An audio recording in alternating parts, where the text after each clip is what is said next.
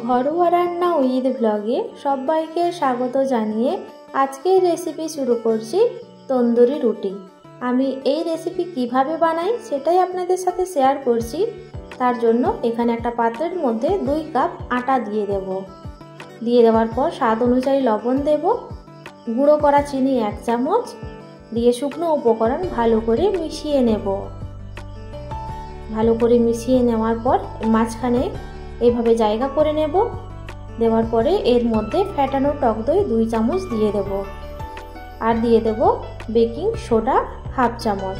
দিয়ে দেওয়ার পর ভালো করে মিশিয়ে নেব, দিয়ে কিছুক্ষণ অপেক্ষা করব। এখানে দেখুন টক দইয়ের মধ্যে বাবলস এসে গেছে। এই পর্যায়ে সাদা তেল দিয়ে দেব 2 চামচ, দিয়ে ভালো করে মিশিয়ে নেব। আমি এই তন্দুরি রুটি আটা দিয়ে বানাচ্ছি, আপনারা চাইলে ময়দা দিয়েও করতে পারেন। 1.5 চামচ গুঁড়ো দুধ দিয়ে দেব।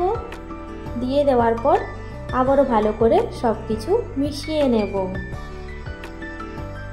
ভালো করে মিশিয়ে নেওয়ার পর অল্প অল্প জল দিয়ে আটা মেখে নেব।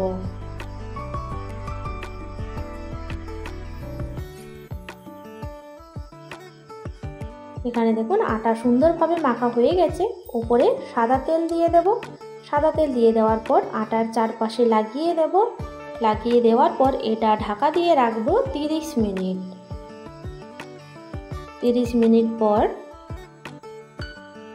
ঢাকনা সরিয়ে নেব। সরিয়ে দেওয়ার পর এখানে দেখুন আটা সুন্দরভাবে নরম হয়ে গেছে। দিয়ে আবারও ভালো করে মথে নেব।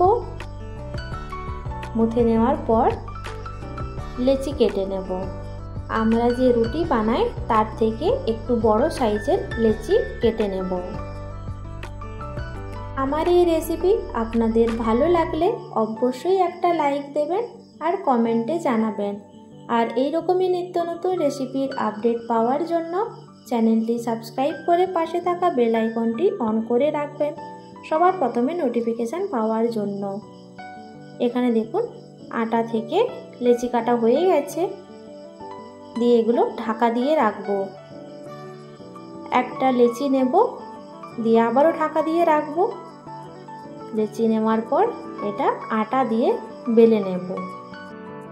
দোকান থেকে তন্দুরি রুটি না কিনে বাড়িতে খুব সহজে ঘরোয়া পদ্ধতিতে তন্দুরি রুটি বানিয়ে নিতে পারবেন।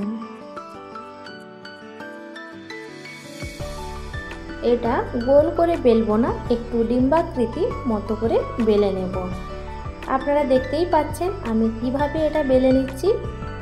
আর এর থিকনেসটা হবে এই রকম, একটু মোটা থাকবে।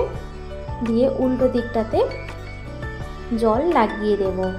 আমি যেইভাবে দেখাচ্ছি আপনারাও ঠিক একইভাবে করে নিতে পারবেন। ভালো করে জল লাগিয়ে নেওয়ার পর আগে থেকেই এখানে একটা তাওয়া গরম হতে বসিয়ে দিয়েছি। যে দিকটাতে জল লাগিয়েছিলাম ওই দিকটাতেই তাওয়ার মধ্যে দিয়ে দেব। গ্যাসের ফ্লেম একদম লো রেখে এটা এইভাবে ভেজে নেব। দিয়ে ওপর দিকটাতে একটু বাবলস চলে এলে এইভাবে সেঁকে নেব।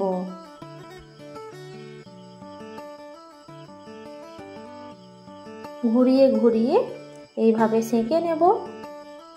এখানে দেখুন খুব সুন্দরভাবে সেঁকা হয়ে গিয়েছে। দিয়ে ওপরটাতে বাটার ব্রাশ করে দেব। আপনারা চাইলে ঘিও ব্রাশ করে দিতে পারেন বা সাদা তেল। বাটারটা দিলে একটু টেস্ট ভালো হয় আর ওপরটা বেশ নরম থাকে, সেই জন্য বাটার ব্রাশ করতে হবে বা ঘি ব্রাশ করে নিতে পারবেন। এটা দেখুন তাওয়া থেকে অনায়াসে উঠে আসছে। এর নিচের টেক্সচারটা দেখুন খুব সুন্দরভাবে ভাজা হয়ে গেছে। এইভাবে বাকি তন্দুরিগুলো ভেজে নেব। তন্দুরিগুলো ভাজা হয়ে গেছে। এই তন্দুরি আপনারা আপনাদের পছন্দসই খাবার দিয়ে পরিবেশন করতে পারেন। আমি এখানে মালাই কোফতা দিয়ে পরিবেশন করেছি।